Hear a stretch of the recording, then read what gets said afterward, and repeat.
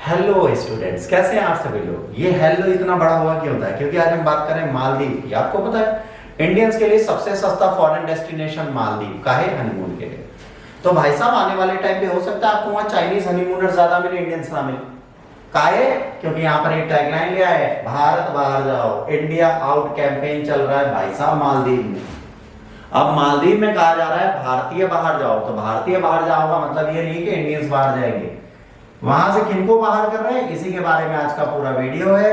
इसको देखें, समझें, जानें। हो सकता है आपको इंटरनेशनल रिलेशन में कुछ करंट अपडेट मिल जाए जो आपके कार्य आए। तो इसी को स्टार्ट करते हुए इसका इनिशिएशन करते हैं। देखिए क्या हुआ, इंडियन एड और सपोर्ट बहुत इंपॉर्टेंट है ना, क्लोज टाइज रखता है। इसके बारे में बात आई किसने? मोहम्मद मोइजू ने। मोहम्मद मोइजू ये हैं जो भाई साहब दाढ़ी में बैठे हैं। ये आज की डेट में क्या है, वहां के नए क्या बन गए हैं? प्रेसिडेंट। और वहां वर्ड क्या लिखा है? Pro China president. मतलब समझे भाई साहब, इनको इलेक्शन जिताने में सबसे ज्यादा योगदान किसने दिया है? चीन चाइनीज ने। तो ये किसके बारे में ज्यादा बोलेंगे? चाइना के बारे में। और चाइना क्या चाहता है? इंडियन ओशियन से इंडिया का योगदान कम हो जाए, इंडिया इंडियन ओशियन रिम से बाहर चला जाए। तो इन्होंने कहा है कि भाई इंडिया आउट कैंपेन हम चला रहे थे इलेक्शन के टाइम पे, तो आप अपने जितने भी इंडियन पर्सनल्स हैं, मतलब आर्मी मैन हैं, उनको वापस निकाल लीजिए। अरे किरण रिजिजू साहब बैठे थे बड़े सीधे, ये ऐसे पॉलिटिकल लीडर हैं फॉरेन अफेयर्स में, किरण रिजिजू साहब, जिनको मोदी वहां बैठता है जहां पर उसको बोलना नहीं होता। मतलब ये बेचारे खुद भी कुछ नहीं बोलते, बहुत ज्यादा सुषमा स्वराज टाइप के बहुत सीधे इंसान है। तो ये भाई साहब जब बैठे गद्दी पर, देख लीजिए कितने अच्छे लग रहे हैं, शक्ल से ही लग रहा है इंडिया को नहीं पसंद करेंगे। कुछ लोग शक्ल ही होती है एंटी इंडियन, इनकी है एंटी इंडियन। हम तो कहते हैं मालदीव में पहुंचा देना ये वीडियो, ये भी सुन लें तुम एंटी इंडियन हो। तो अब ये क्या है, इन्होंने अपने कैंपेन में कहा था कि अगर मैं राष्ट्रपति बनता हूं तो मैं इंडिया को बाहर कर दूंगा। देखिए, Maldives China bad, Muizzu wins. भाई साहब ये टैगलाइन जैसे ही आई न्यूज़ों में, वैसे ही क्या हुआ? इंडिया डर गया। इंडिया को लगा कि भाई साहब अब मालदीव में हम कुछ नहीं कर पाएंगे। अच्छा, मालदीव छोटी सी कंट्री है, यहाँ पर हिंदू बहुत है, ये और ये एक साथ नहीं रह सकते। नरेंद्र मोदी कभी भी प्रो चाइनीज लोगों के पास नहीं जाते, तो इनको इन्होंने अपनी सेरेमनी में बुलाया जब ये शपथ लेने वाले थे। जैसे मोदी सबको बुलाते थे, इन्होंने बुलाया तो दिल्ली ने कह दिया नरेंद्र मोदी नहीं आ पाएंगे, sorry we are busy today. तो ये नहीं जा रहे। तो ये क्लियर बता रहा है कि हम मालदीव से अपने रिलेशन बहुत अच्छे नहीं रखना चाहते। अब बात आती है भाई इंडिया आउट से प्रॉब्लम क्या होगी। ये अगर यहाँ पर मालदीव है बच्चों, तो एक चीज आपको समझनी है कि इंडियन ओशियन में इंडिया को छोड़कर यही सारी कंट्रीज हैं जहां पर हम अपने नेवल शिप्स रखते हैं, अपने शिप्स रखते हैं, पायरेसी से हम लोगों को बचाते हैं। तो इंडियन ओशियन में इंडिया का एक बहुत बड़ा योगदान है। और यहाँ पर कितने पर्सनल है, मतलब ये जो कह रहे हैं इंडिया आउट, इंडिया आउट, पता है कितने मिलिट्री पर्सनल है मालदीव में? गैस मारो कितने हो? 1000 2000 नहीं भैया, मात्र 70 मिलिट्री पर्सनल के पीछे पड़े, कह रहे हैं इनको बाहर कर दो। सिर्फ 70 लोगों से इनको प्रॉब्लम है। अब ये 70 लोगों को बाहर तो कर दे, हमें कोई दिक्कत नहीं।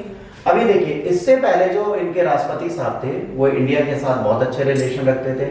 इंडिया इनकी सेरेमनी में भी जाता था, ये इंडिया में भी आते थे, इंडिया इनको एड भी देता था, इनकी मदद भी करता था, क्योंकि ये प्रो चाइनीज नहीं थे। इनके आने के बाद इंडिया के रिलेशन सुधरे थे इनसे। और ये देखिए हमारे जेम्स बॉन्ड साहब खड़े बगल में, ये हमेशा मोदी के आगे पीछे खड़े रहते हैं, देखते रहते हैं मोदी कुछ कांड तो नहीं करते।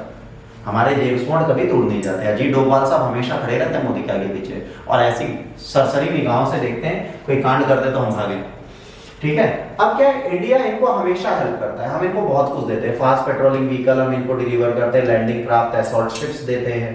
तो इंडिया हमेशा मालदीव में मदद करता है। मालदीव में डेवलपमेंट कॉर्पोरेशन हम बहुत सारे चलाते हैं, ट्रेनिंग फैसिलिटीज हम देते हैं, कोस्टल सर्विलेंस बढ़ाने के लिए काम करते हैं। तो कहीं ना कहीं ये पूरा पेज आप एक बार स्क्रीनशॉट लेके देख लीजिएगा। हम उन्हें सी एम्बुलेंसेस देते हैं, हमने उनकी बहुत सारी मदद की और करोड़ों का वहां पे इन्वेस्टमेंट हम कर चुके हैं। अब बात क्या आ रही है, मालदीव इस चीज को नहीं समझ पा रहा कि जो चाइना है, चाइना के साथ जाने से आप ऐसे बन जाओगे। ऑलरेडी मालदीव पे बहुत सारा कर्जा है चाइना ने। अभी ये नहीं समझ रहे कि एक टाइम ऐसा आएगा कि तुम तो बहुत छोटे आइलैंड हो, तुम्हें पूरा का पूरा खरीद डालेगा चाइना। तो मालदीव कहीं ना कहीं इंडियन ओशन में अपने आप को खो देगा। और यही डर इंडिया को है, कहीं मालदीव अपने वो एरिया इनको ना पकड़ा दे जहां से ये लक्षद्वीप के आसपास भी हमको compete करने लगे। तो इंडिया के लिए मैरीटाइम सिक्योरिटी एक बहुत बड़ा कंसर्न बन जाएगा।